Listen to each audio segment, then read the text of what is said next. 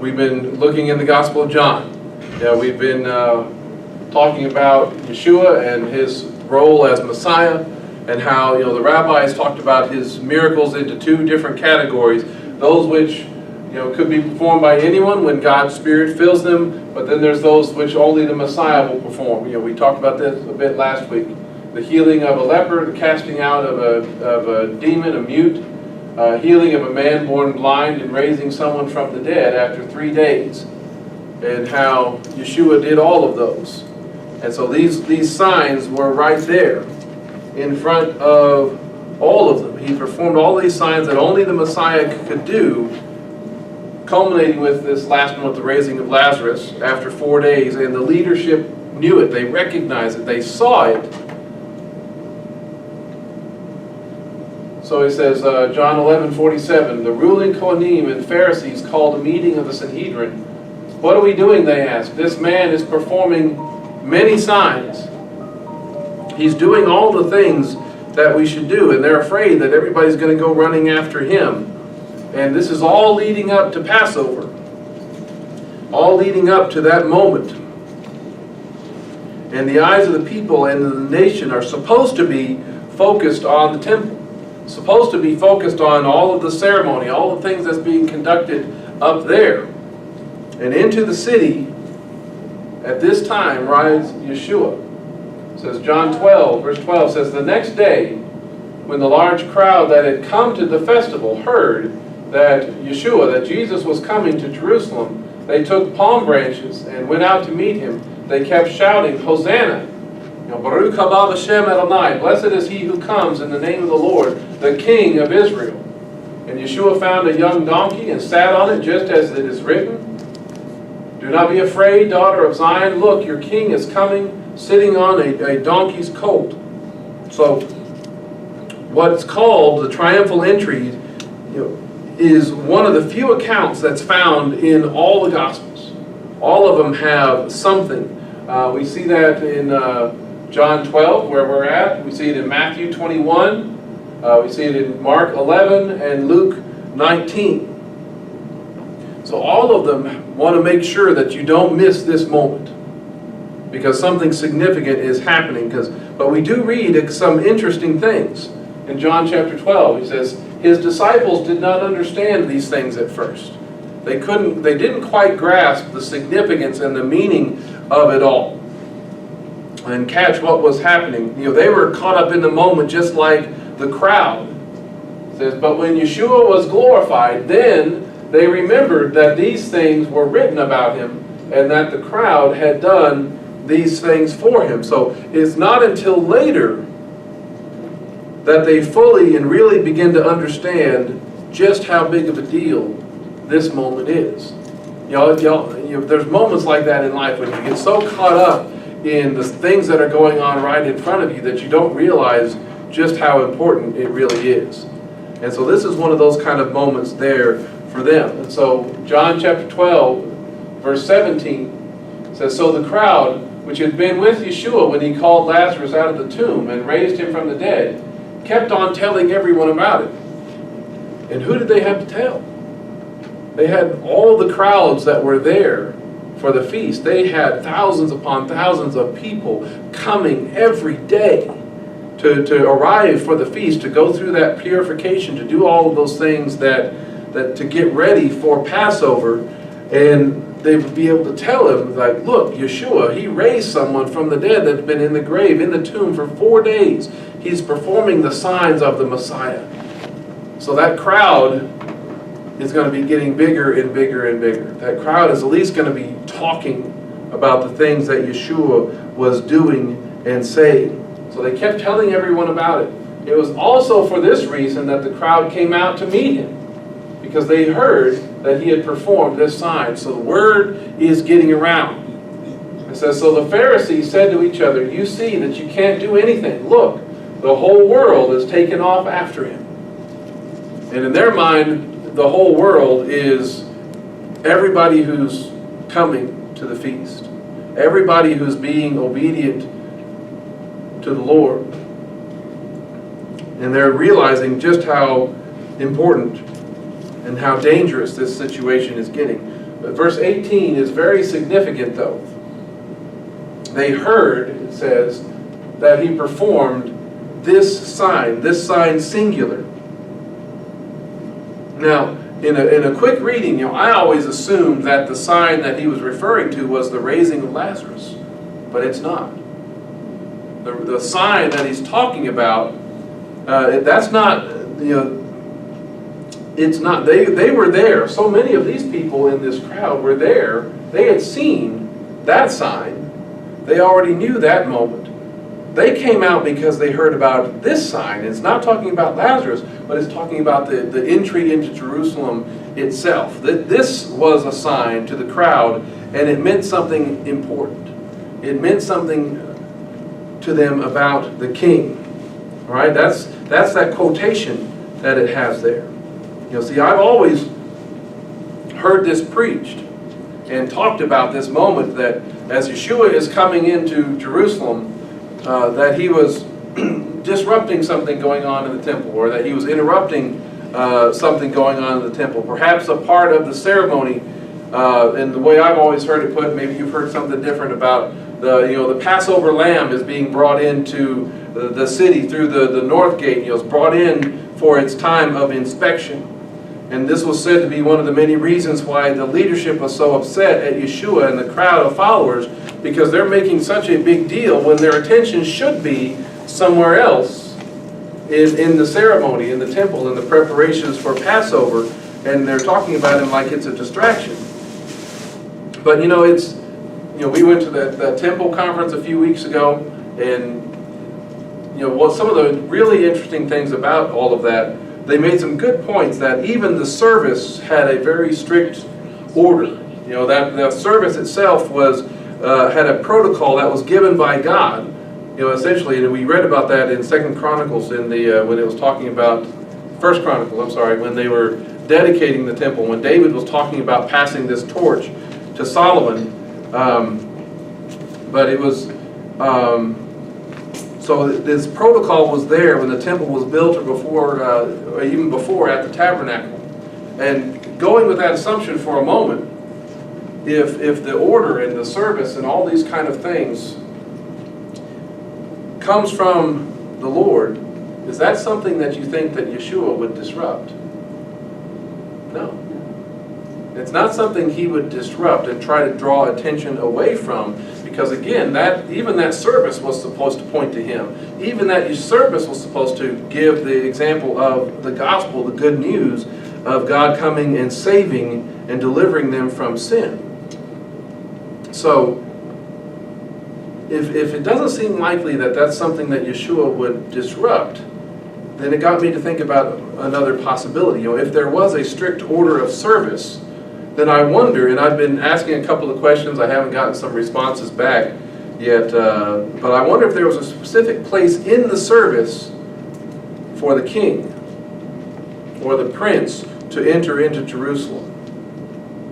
Now, there is a king in Jerusalem right at this time, but it's Herod. Do you really think Herod would be allowed to fill that role?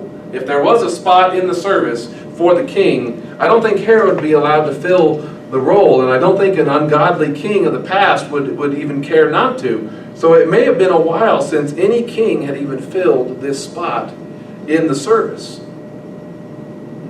And then you think about, especially if you consider, the likelihood that the king's position, if this order of service would have been associated with the prince in Ezekiel 44. It says, "Then he brought me back to the outer gate of the sanctuary, and looking east it was shut.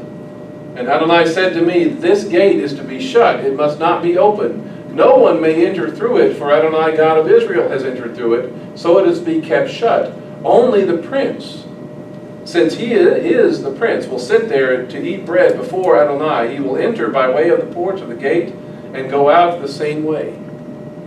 All right? So somehow or another, only God is supposed to go through that, and yet so is the prince. So what does that say about the relationship of God and the prince?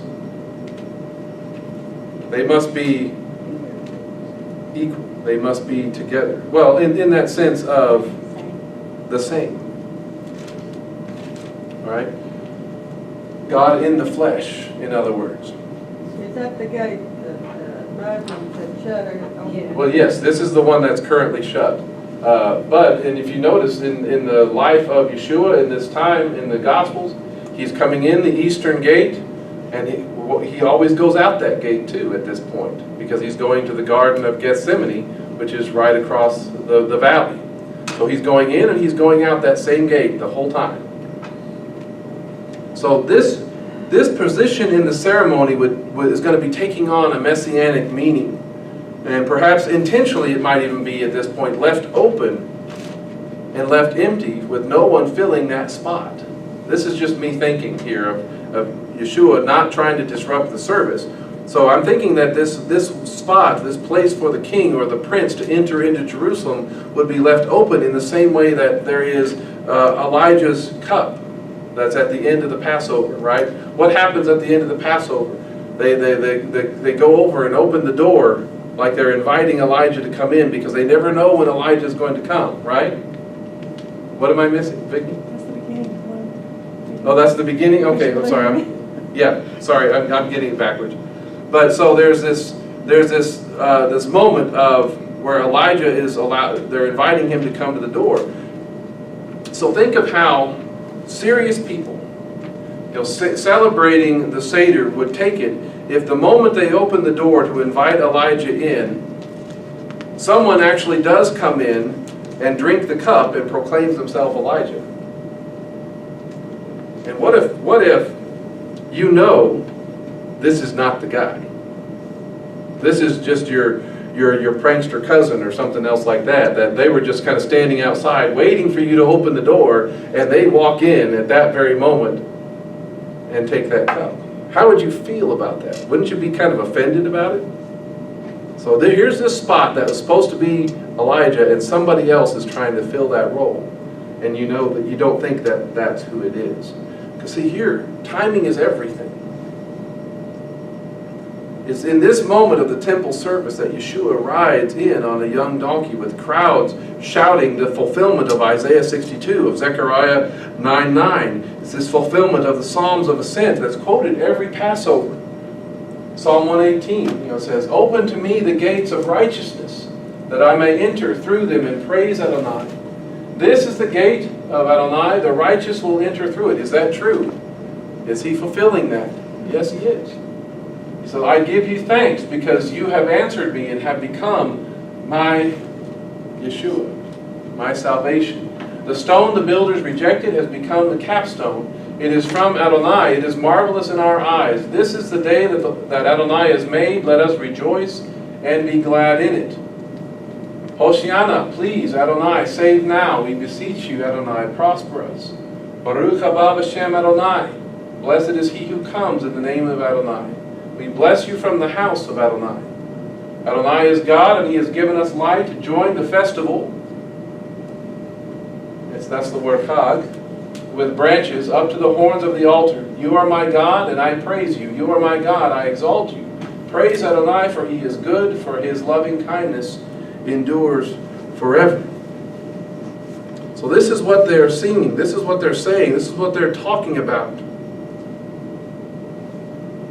This is the king coming in, ready to be recognized as king and Messiah by those in the positions of authority that are supposed to recognize him, that are supposed to be looking for the signs, and they're supposed to proclaim him for who he is. We've already established that they know the signs. They've been seeing it. They've been hearing about it. Yeshua is giving them every opportunity to do their job, right? To do what they're supposed to do, to get on board. The train is coming, and you either get on or what? You get on or get out of the way. This is one of those kind of moments. They've seen the signs, they've heard the testimonies, and yet they're afraid of everything that's happening. They're afraid that Yeshua is going to lose, ultimately, to the Romans, that they're afraid that they're going to lose the temple and their nation, as those in the Sanhedrin were talking about back in chapter 11. And this fear blinded them and caused them to miss this moment. We can be blinded to things. We can be blinded to the moments that we have for us. So John 12 says, so the Pharisees said to each other, you see that you can't do anything. Look, the whole world is taken off after him. And they're not responding well to him fulfilling this moment. Luke 19 says, some of the Pharisees from the crowd said to him, teacher, rebuke your disciples, right? So you can't let them be saying this. They're not the ones who are supposed to be announcing this. They're not the ones who are authorized to proclaim you the Messiah. That's our job. They should be quiet about it and wait for us to do it. And what does he say?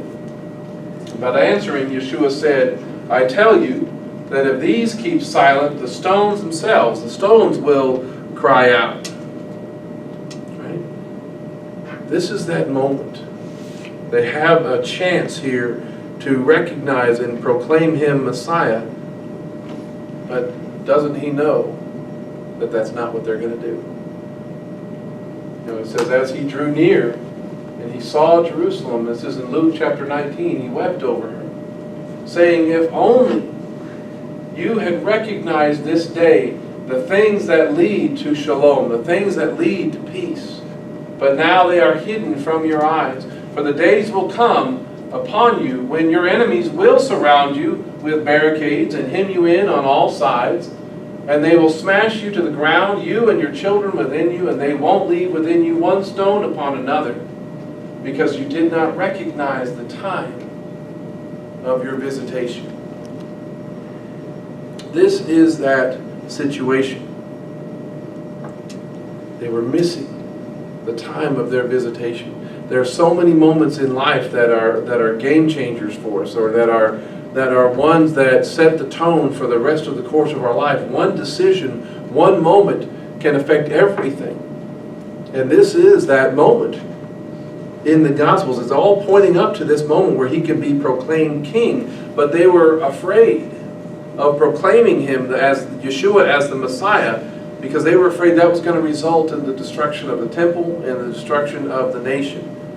But Yeshua states very clearly that it's actually the opposite.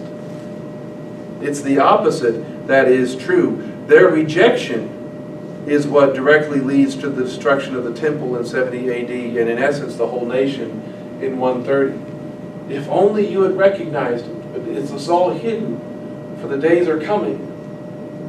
And your enemies are going to surround you. They're going to do all of this stuff to you because you did not recognize it. Because you did not recognize the time of your visitation. That's why the temple was destroyed. That's why the nation was lost. Not because Yeshua was going to lose to the Romans, it's because they didn't recognize this moment. They missed it. Now, we benefited from that, right? Paul talks about that in Romans, where he says, their rejection has led to us having the ability to be saved.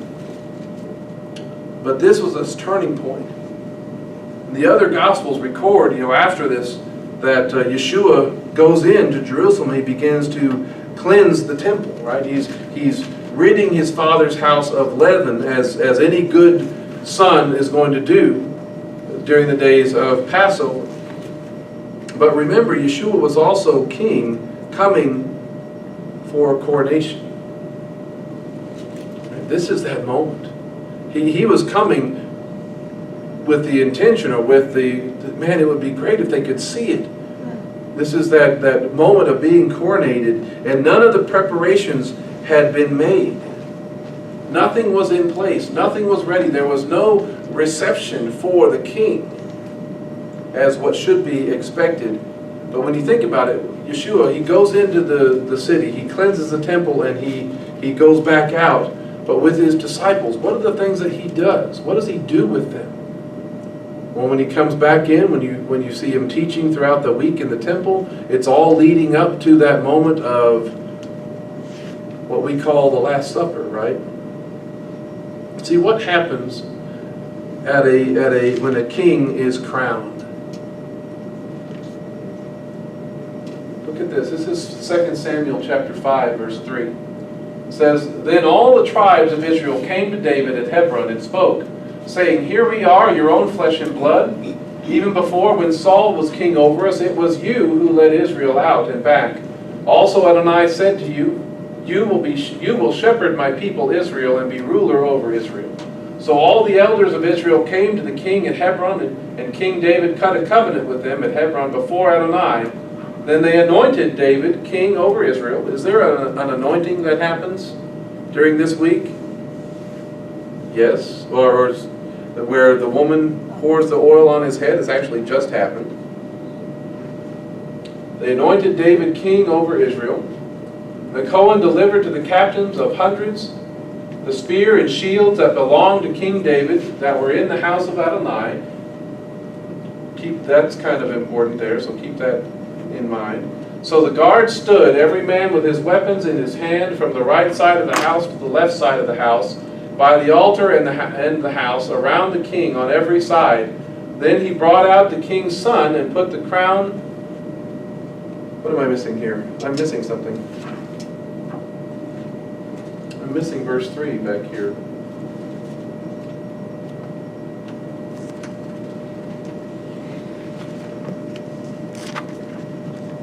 No, see, it's like I skipped a line. No wonder I didn't catch it. They came out, the king at Hebron and King David, they cut a covenant with them at Hebron before Adonai. And they anointed him king over Israel. So, what's one of the things that they do when they come together as king? There's an anointing, but first it says there is a covenant. A covenant is cut between the king and his followers. Right? It demonstrates a relationship. It demonstrates loyalty.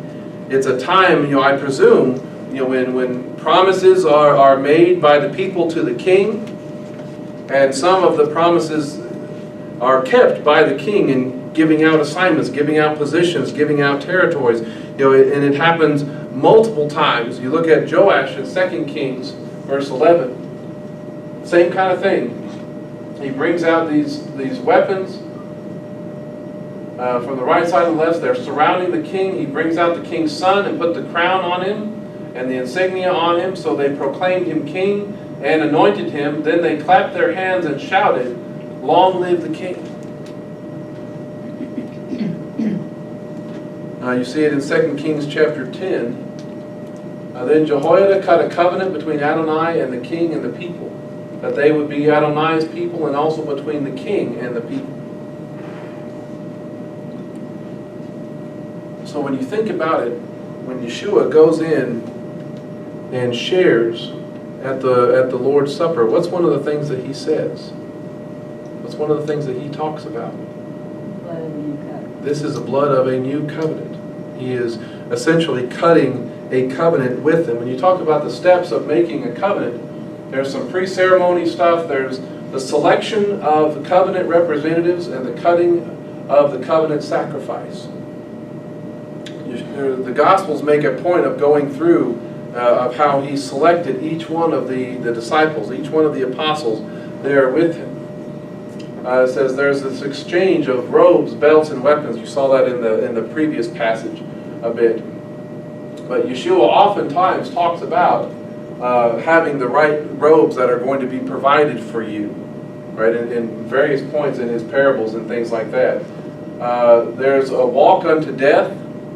That's kind of the description of the passing between the pieces of the animals, right? Where both parties are supposed to walk through. And it represents the idea of, if we break this covenant, then we are responsible in this manner. There's a pronouncement of blessings and cursing. There's a seal of the covenant mark, and then there is an exchange of names. But lastly, the last thing that's added to it is the covenant meal. You see some examples of this in 1 Chronicles chapter 12. It says, all these fighting men prepared for the battle line came to Hebron with the whole heart to make David king over all Israel. This is a secondary account. Because all the rest of Israel were also one heart to make David king. So they were there with David 3 days, eating and drinking, for their kinsmen had given them provision. So the previous passage said they'd cut the covenant, and this one says they're staying there and they are sharing meal together. That's how the covenant is sealed together. 1 Kings chapter 1 says the same kind of thing. Then behold, this is the whole thing where Adonijah is coming in, and he's trying to set himself up as king, and there's pushback. But while Bathsheba was still talking with the king, the prophet Nathan came in, and they informed the king, saying, behold, the prophet Nathan is here. When he came in before the king, he prostrated himself before the king with his face to the ground. Then Nathan said, my lord the king, did you say Adonijah shall be king after me, and he shall sit on my throne? For he has gone down today, slain oxen, fattened cattle and sheep in abundance, and he has invited all the king's sons, the captains of the army, and Abiathar the Cohen, and behold, they are eating and drinking with him, and they are saying, long live King Adonijah. But he did not invite me, your servant, Zadok the Cohen, Benaiah, son of Jehoiada, or your servant Solomon. So he is selecting certain people to come and join in this covenant with him, and he's leaving out the ones that he knows are not going to be loyal. And so here we are. At the king's coronation, the king cuts a covenant with his followers and shares a meal with them. And that's exactly what Yeshua is doing in this whole process. The rest of the leadership may not have recognized it, but he is still going through this process with them. It's at this time that the king begins to tell them what kind of kingdom is this going to be. You hear elections, you hear campaigns and such about what the president or what the politicians are going to do, and they make all sorts of promises, and very seldom do they actually do the things that they say they're going to do, right? But here we are, he's telling them what kind of kingdom he is going to be building, what it's going to look like, the laws that are going to be governing the kingdom, the authority and power that they are going to have as his loyal people in the covenant, and eventually even how others can join. Yeshua models servanthood as a mark of his kingdom and followers by removing his robe and expecting them all to follow that example. So it says, after he had washed their feet, he put his robe back on and reclined again. He said to them, do you understand what I have done for you? You call me teacher and master, and rightly you say, for I am. So if I, your master and teacher, have washed your feet, you also ought to wash each other's feet. I have given you an example. You should do for each other what I have done for you. What kind of kingdom is he building? What's the character of his kingdom going to be? It's going to be a kingdom based on servanthood, of service, of love, of offering, of sacrifice. Most kingdoms are not built like this, are they? By the time somebody is at the point where they're going to be coronated and crowned king, they're ready for them to be in charge and be in power, and so everybody else serves them. But his kingdom is going to be different. Yeshua, he hands out assignments in various places. He even hands out an assignment to Judas. Right? The king at his coronation hands out who's going to do what and what their responsibilities are and what their position is going to be. And he hands out an assignment to Judas, and nobody really thinks twice about it. They don't understand it, but it's like, okay, with that bid Satan entered into him, then Yeshua tells him, what you are about to do quickly. He's giving out an assignment. But no one reclining at the table knew why Yeshua said this to him. They didn't fully understand all that was going on. It wasn't until later, after he's glorified, that all of this stuff begins to make sense to them. Yeshua, and what these chapters from chapter 13 and such, and forward, all the way up through 17, are all during this evening of the meal, and such as that. He hands out these assignments. He even speaks of the authority that his followers are going to have and the power by which they are going to have to do what he assigned them to do. John 14, he says, amen, amen, I tell you, he who puts his trust in me, the works that I do, he will do, and greater than these he will do, because I am going to the Father. And whatever you ask in my name, that I will do, so that the Father may be glorified in the Son. If you ask me anything in my name, I will do it. So he's saying, guys, you're going to be having authority to do things. You're going to have power to do things. You can do them in the authority of my name that I am essentially like he's giving to you. He's giving us his name. And so if we ask him anything in his name, he will do it. Verse 14, and talking about the Spirit, he says, I will ask the Father, and he will give you another helper, so he may be with you forever, the Spirit of truth, whom the world cannot receive, because it does not behold him or know him. You know him, because he abides with you and will be in you. All right, again, in verse 26, but the helper, the Ruach HaKodesh, whom the Father will send in my name, will teach you everything, and remind you of everything that I have said to you. And then one more, chapter 16, verse 13 says, but when the Spirit of truth comes, he will guide you into all the truth. He will not speak on his own, but whatever he hears, he will tell you. And he will declare to you the things that are to come. He will glorify me, because he will take from what is mine and declare it to you. And everything that the Father has is mine. And for this reason I said the Ruach will take from what is mine and declare it to you. So he's going through this process of telling him what kind of kingdom he's going to have, what it's going to be, what are the rules that are going to govern it. He speaks a lot about these things in these chapters about if you love me, you're going to keep my commandments. And his commandments are not going to be different from the Father's. They're going to be working together. Those are the rules of the kingdom that he is setting up. And he even comes to the point, after he is glorified, after he is raised and they begin to fully recognize who he is and who he is as king, he even tells them how to add more to their number. How to add more people to this covenant, how to add more people to this oath of loyalty for this king as he is crowned. You see that in Matthew 28. Yeshua, he came up to them and spoke to them, saying, all authority in heaven and on earth has been given to me.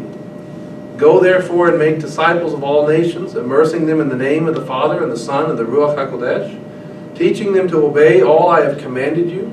There again, that's the laws. And remember, I am with you always, even to the end of the age.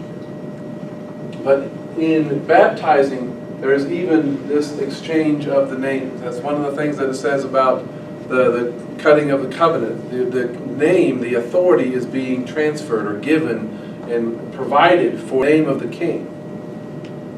That's what this is. All of these moments.